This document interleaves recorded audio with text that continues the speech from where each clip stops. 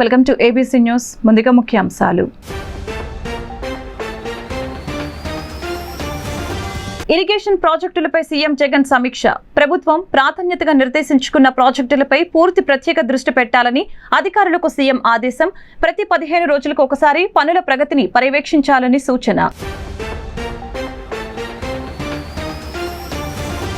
రాష్ట్రంలో ప్రజలు స్వేచ్ఛగా బతకాలంటే వైసీపీ మళ్లీ గెలవకూడదన్న టీడీపీ అధినేత చంద్రబాబు. అధికార పార్టీ ఎంపీ కుటుంబాన్ని కిడ్నాప్ చేశారని, ఏపీలో అవినీతి, అసమర్థత, నేరస్తుల పాలన కొనసాగుతుందని ఆగ్రహం. జనసేన అధినేత పవన్ కళ్యాణ్ పై ధ్వజమెత్తిన మంత్రి సిద్దిరి అప్పలరాజు. పవన్ ఎమ్మెల్యేగా గెలవటానికి తిరుగుతున్నారా లేక జనసేన అభ్యర్థుల్ని గెలిపించేందుకు తిరుగుతున్నారా అని ప్రశ్న. చెప్పులు పోవటం కాదని, ముందు మీ పార్టీ గుర్తుపోయిందని ఎద్దేవా. మైలవరం ఎమ్మెల్యే వసంతకృష్ణ ప్రసాద్ పై విరుచుకుపడిన జనసేన పార్టీ రాష్ట్ర అధికార ప్రతినిధి అక్కర గాంధీ. ఎమ్మెల్యే పనితీరును ఎండకట్టిన వైనం. మైలవరం నియోజకవర్గంలో అవినీతి జరుగుతుందన్న ఏమి పట్టనట్లు వసంత్ వ్యవహరిస్తున్నారని ఆగ్రహం. ప్రభుత్వం ప్రాధాన్యతగా నిర్దేశించుకున్న ప్రాజెక్టుల పూర్తి ప్రత్యేక దృష్టి పెట్టాలని సీఎం వైఎస్ జగన్ అధికారుల్ని ఆదేశించడం జరిగింది. ప్రతి 15 రోజులకు ఒకసారి పనుల ప్రగతిని పర్యవేక్షించాలని సూచించారు.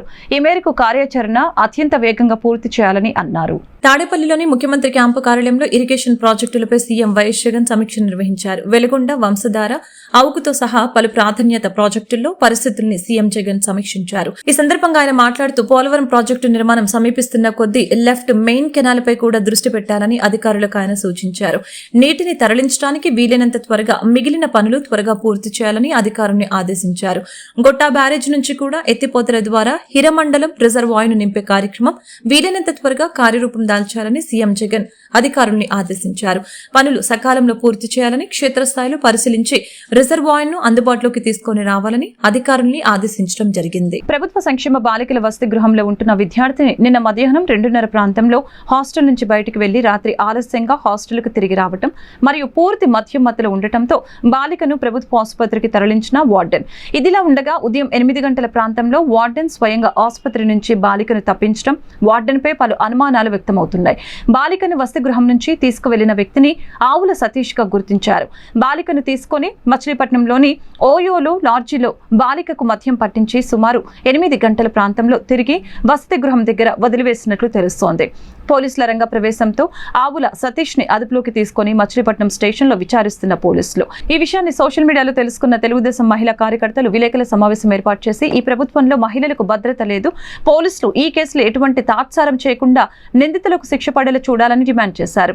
మచిలీపట్నం పోలీస్ స్టేషన్ కి చేరుకుని అదుపులో ఉన్నాడన్న విషయం తెలుసుకుని వెనుతిరిగిన తెలుగుదేశం మహిళా కార్యకర్తలు మొత్తం వ్యవహారంలో వార్డెన్ పాత్ర ఏమిటి అన్నది $1 మిలియన్ ప్రశ్నగా మిగిలింది. పూర్తి వివరాలు పోలీసు ఇన్వెస్టిగేషన్ లో తెలియాల్సి ఉంది. కృష్ణా జిల్లా మచిలీపట్నంలో వింత చోటు చేసుకుంది. డిగ్రీ విద్యార్థినిపై గ్యాంగ్ రేపు జరిగింది. హాస్పిటల్లో జాయిన్ అయింది. ఏం జరిగిందో తెలియదు. హాస్పిటల్లో జాయిన్ చేసిన హాస్టల్ వార్డెన్ ఉదయాన్నే తీసుకువెళ్లిపోయింది. ఇదిలా ఉండగా అత్యాచారం చేసింది వైసీపీ పర్సన్ అని టీడీపీ వాళ్ళు కాదు టీడీపీ అభిమాని అని ప్రచారం చేసుకుంటున్నారు. ఏం లేదు, నిన్న బయటికి వెళ్ళింది. నాన్న గాసిప్ వచ్చేసింది. మామూలుగా నిన్న ఎండ టైంలో బయటికి వెళ్ళింది. బయటకి కొంచెం నువ్వేనమ్మా పాప మీ మదర్ వస్తున్నాం కదా, కొంచెం కళ్ళు తిరిగి పడిపోయింది. అది నాన్న గాసిప్ అయిపోయింది. బాగానే ఉంది, తీసుకెళ్ళి. సరే ఒక్క నిమిషం. ఏం జరిగిందమ్మా? కళ్ళు తిరిగి పడిపోయారా? మరి నేను రాత్రి జాయిన్ చేశారు, అదే తగ్గిపోయిందా?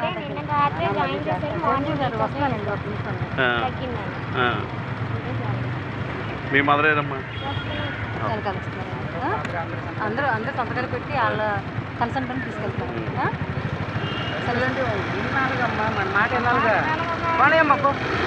అమ్మా ఏం జరిగింది?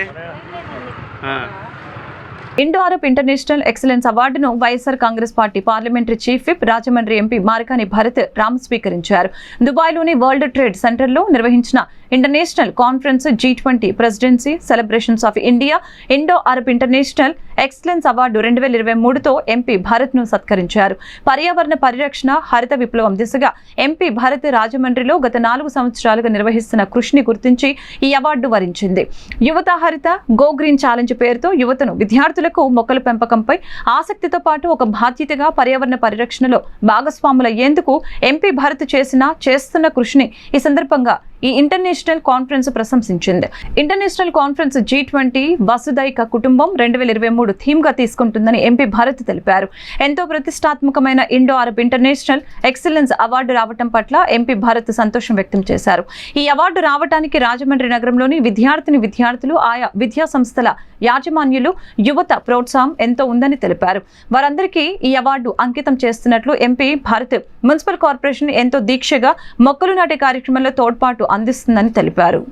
తెలంగాణలో పార్టీ జెండా పీకేనున్న వైఎస్ఆర్ తనయురాలు ఫలించిన కేవీపీ రామచంద్రరావు, డీకే శివకుమార్ల వ్యూహం. కాంగ్రెస్ పార్టీలో చేరికకు వైఎస్ షర్మిలకు లైన్ క్లియర్.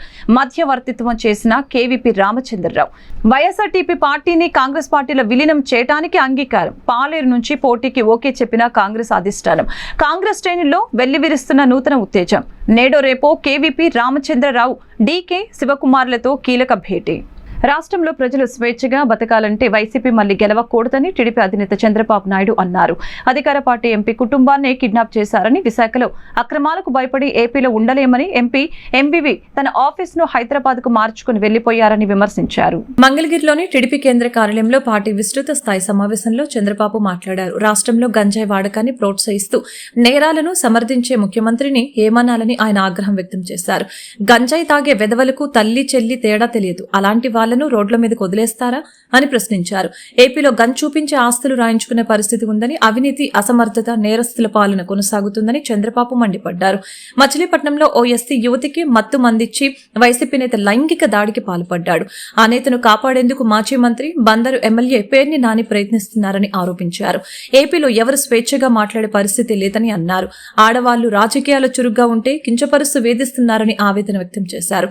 పార్టీ కార్యాలయంపై దాడి చేస్తే తెలుగుదేశం భయపడబోదని స్పష్టం చేశారు. ప్రజలు నిస్సహాయులైపోయారు. ఎందుకంటే వాళ్ళకు ఒక శక్తి తక్కువ.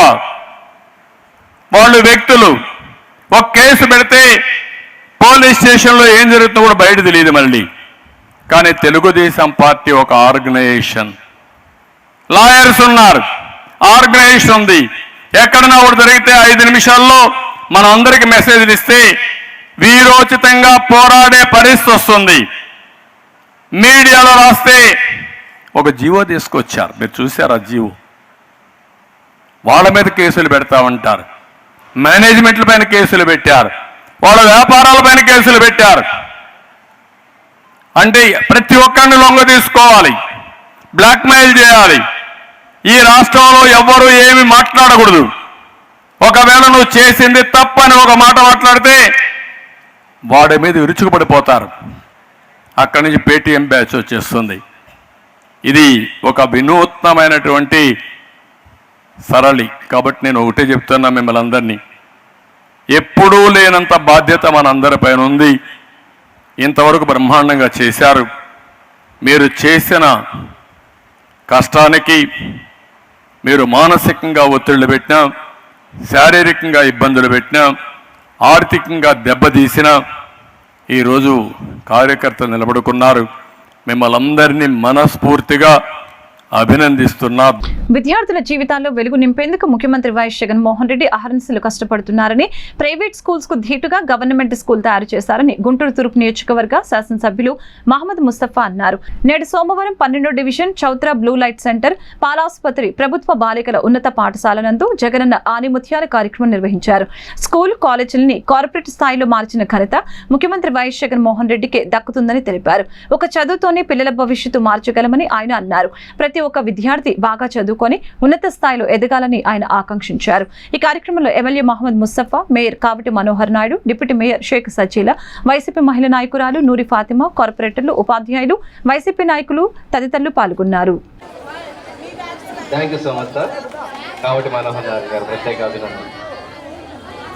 కార్యక్రమాన్ని కొనసాగించవలసిందిగా చేయడం కోసం అన్ని బాధలు పడుతుంటాడు. మరి ఆ తల్లిదండ్రుల కోసం మీరు ఏం చేయాలి? మీరు బాగా చదవాలి. చదువుతున్న పిల్లలు ఉంటారు. ఈ పిల్లలందరినీ కూడా మీరు మంచి బాట అమ్మ ఇలా చదవ అని ఇప్పుడు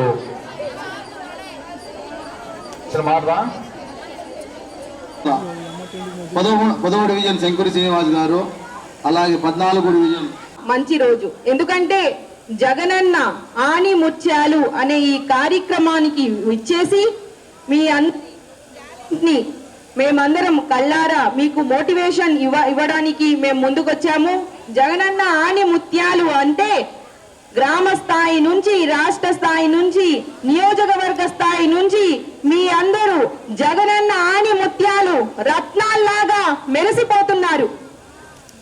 ఇదంతా మీరు ఒక టాలెంట్, మీలోని టాలెంట్ ని చూపించారు. ఎందుకంటే జగనన్న గారు ఈ ఆని ముత్యాలు ప్రత్యేకంగా మన నవరత్నాలు ద్వారా, అంటే జగనన్న గారి నవరత్నాలు ద్వారా మీరందరూ చక్కగా చదువుకుంటున్నారు. స్వాతంత్రం వచ్చి 75 సంవత్సరాలు అయినప్పటికీ ఏ ముఖ్యమంత్రి గారు చేయలేని విధంగా ప్రతి ఒక్క పిల్లలకి అమ్మ ఒడి దగ్గరి నుంచి తల్లికి ఆర్థికంగా సహాయం చేస్తే పిల్లలకి చదివించుకుంటారని నాడు నేడు ద్వారా మౌలిక వసతులు కల్పించారు. ప్రతి ఒక్క పిల్లలు నీట్ గా, అంటే హైజీనిక్ గా, క్లీన్ గా పాఠశాలలకి వెళ్ళాలని ప్రతి ఒక్క టాయిలెట్స్ దగ్గర నుంచి, మీరు కూర్చునే బెంచ్ దగ్గర నుంచి ప్రతి ఒక్క స్థాయి నుంచి నాడు నేడు ద్వారా మీకు మంచి చేయాలి అనే ఒక గొప్ప మనసుతో నాడు నేడులో మౌలిక వసతులు కల్పించారు. మీరు ఆరోగ్యంగా ఉండాలి అని గోరుముద్ద ద్వారా పౌష్టిక ఆహారాన్ని అందిస్తున్నారు. ప్రతి ఒక్క ఆహారం మెన్యూని 15 వెరైటీస్ చేశారు. మీరు ఆరోగ్యంగా ఎదిగితేనే రోగ నిరోధక శక్తి పెంచుకోవాలని రాగి జావా కూడా గత 856 రోజులుగా విశాఖ ఉక్కు పరిరక్షణ కమిటీ ఆధ్వర్యంలో జరుగుతున్న నిరసన దీక్షలకు మద్దతుగా నేడు కొత్తపేట మలేలింగ భవన్లో విశాఖ ఉక్కు పరిరక్షణకై అన్ని రాజకీయ పార్టీల, కార్మిక సంఘాలు, రైతు సంఘాలు, ప్రజా సంఘాల ఆధ్వర్యంలో విశాఖ ఉక్కు పరిరక్షణకై రౌండ్ టేబుల్ సమావేశం నిర్వహించారు. ఈ సందర్భంగా వివిధ పార్టీల, ప్రజా సంఘాల నాయకులు మాట్లాడారు. దేశాన్ని భ్రష్టు పట్టిస్తున్న బీజేపీ ప్రభుత్వాన్ని గద్దె దింపుతామని వారన్నారు. ప్రాణాలు అర్పించైనా సరే విశాఖ స్టీల్ ను కాపాడుకుంటామని తెలిపారు.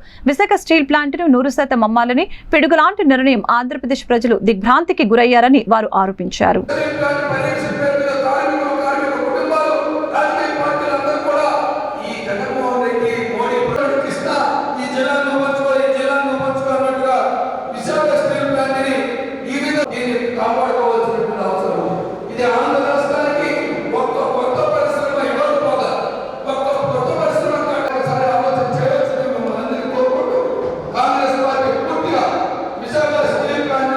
విశాఖ ఉక్కు, విశాఖ ఉక్కు, విశాఖ ఉక్కు. ఇదే నినాదంతో 1966 సంవత్సరంలో వెలిగెత్తిన ఆంధ్ర ప్రజలు ఈ విశాఖపట్నం స్టీల్ ప్లాంట్ని సాధించుకోవడం జరిగింది. అనేక ప్రాణత్యాగాలు చేసి ఇక్కడి నుంచి గుంటూరు జిల్లా నుంచి అమృతరారు వెళ్ళి ఆమర నిరాహార దీక్ష చేసి ఆయన ప్రాణార్పణ చేసిన అనంతరం ఆయనతో పాటుగా ఇంకా కొంతమంది ఏదైతే ఉన్నారో అక్కడ తెందేటి విశ్వనాథ్ గారు కానీ కొంతమంది పట్టుబట్టి ఈ యొక్క విశాఖపట్నం స్టీల్ ప్లాంట్ సాధించడంలోనూ, అలాగే అక్కడ ఉన్నటువంటి నిర్వాసితులు ఎవరైతే ఉన్నారో భూమిని త్యాగం చేయడం మూలంగా ఈ విశాఖపట్నం స్టీల్ ప్లాంట్ ఇక్కడ ఏర్పాటు చేయాలని చెప్పేసి ఏర్పాటు చేయడం జరిగింది కేంద్ర గవర్నమెంట్. ఇవాళ ఆనాటి సెంటిమెంట్లుగా 32 మంది బలి తీసుకున్నట్టు ప్రాణత్యాగాలతో వచ్చిన ఈ ప్లాంట్ ఈరోజు ఆయన కాడికి అమ్ముతామని చెప్పేసి కేంద్ర గవర్నమెంట్ ఎప్పుడైతే ప్రకటన చేసిందో దానికి వ్యతిరేకంగా మేము 858 రోజుల నుంచి ఉద్యమాన్ని దీక్షా కార్యక్రమాలు వ్యతిరేకిస్తూ పోరాటం చేయడం జరుగుతోంది.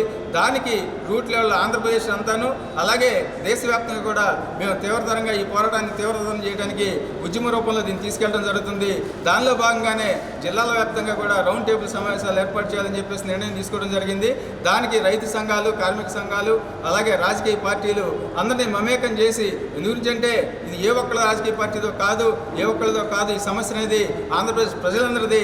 ఉమ్మడి రాష్ట్రంలో మనం సాధించుకునే ఈ ప్లాంట్ ఇవాళ ఆంధ్రప్రదేశ్కి తలమానికంగా ఉంటూ సంవత్సరానికి వచ్చేసరికి 5-6 వేల కోట్ల రూపాయలు ఆర్థిక బడ్జెట్కి కేంద్ర ఏదైతే ఉందో రాష్ట్ర ప్రభుత్వం కానీ కేంద్ర ప్రభుత్వానికి కానీ సహాయంగా అందిస్తూ ఉంది. ఈ విశాఖపట్నం స్టీల్ ప్లాంట్ అనేది విశాఖపట్నం ఉద్యోగస్తులకు మాత్రమే కాకుండా ఆంధ్రప్రదేశ్కి ప్రతిష్టాకరమైన సంస్థ ఇది integrated steel plant. Visakhapatnam steel plant అనేది భారతదేశంలో ఎక్కడా లేని విశాఖపట్నం స్టీల్ ప్లాంట్ ఇది. ఇటువంటి కర్మాగారాన్ని ఆ రోజు ఉద్యమాలతో నిర్మించారు.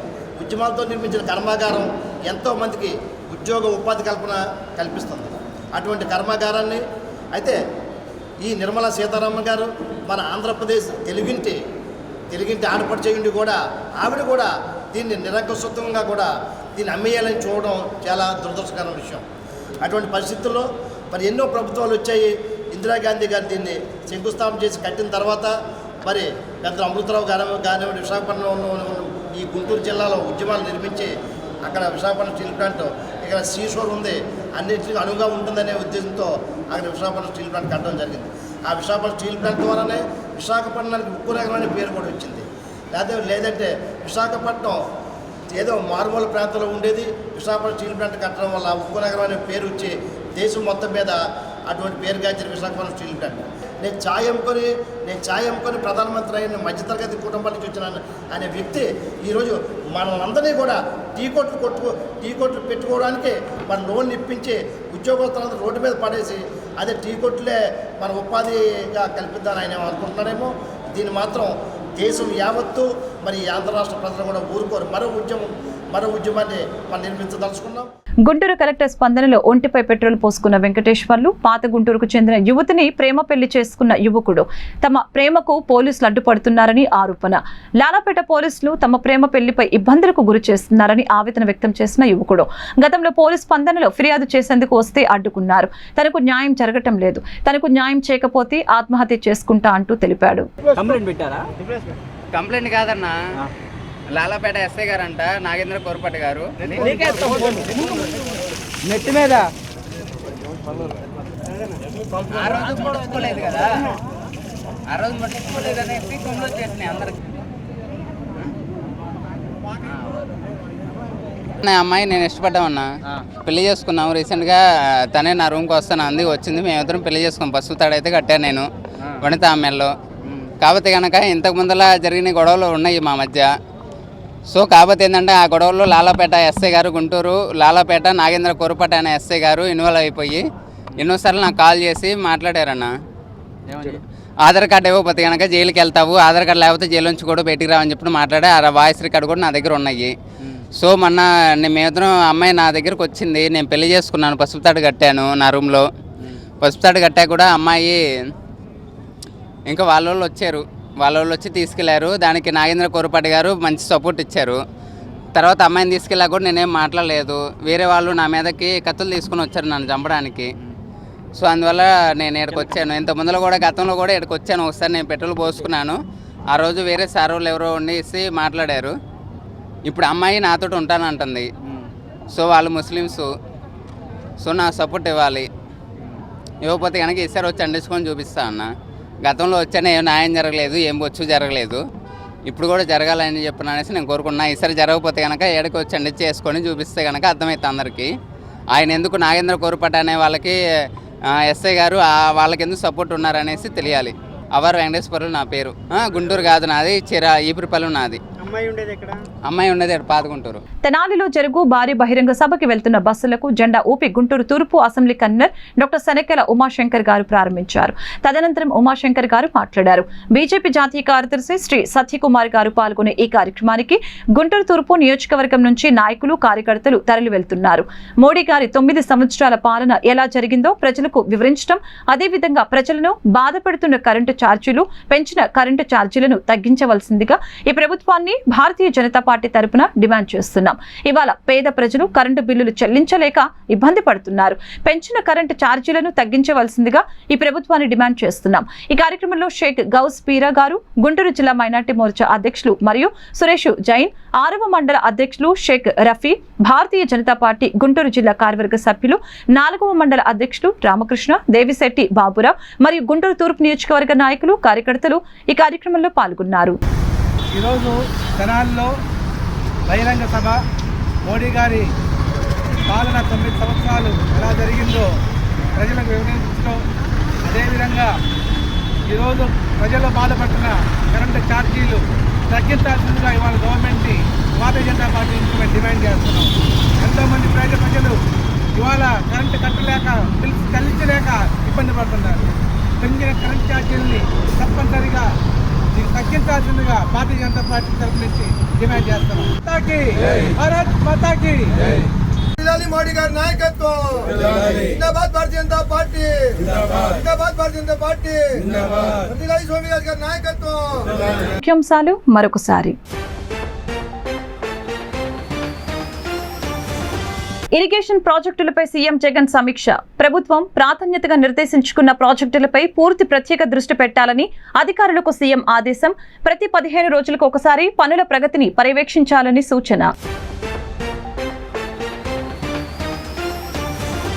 రాష్ట్రంలో ప్రజలు స్వేచ్ఛగా బతకాలంటే వైసీపీ మళ్లీ గెలవకూడదన్న టీడీపీ అధినేత చంద్రబాబు. అధికార పార్టీ ఎంపీ కుటుంబాన్ని కిడ్నాప్ చేశారని, ఏపీలో అవినీతి, అసమర్థత, నేరస్తుల పాలన కొనసాగుతుందని ఆగ్రహం. జనసేన అధినేత పవన్ కళ్యాణ్ పై ధ్వజమెత్తిన మంత్రి సిద్దిరి అప్పలరాజు. పవన్ ఎమ్మెల్యేగా గెలవటానికి తిరుగుతున్నారా లేక జనసేన అభ్యర్థుల్ని గెలిపించేందుకు తిరుగుతున్నారా అని ప్రశ్న.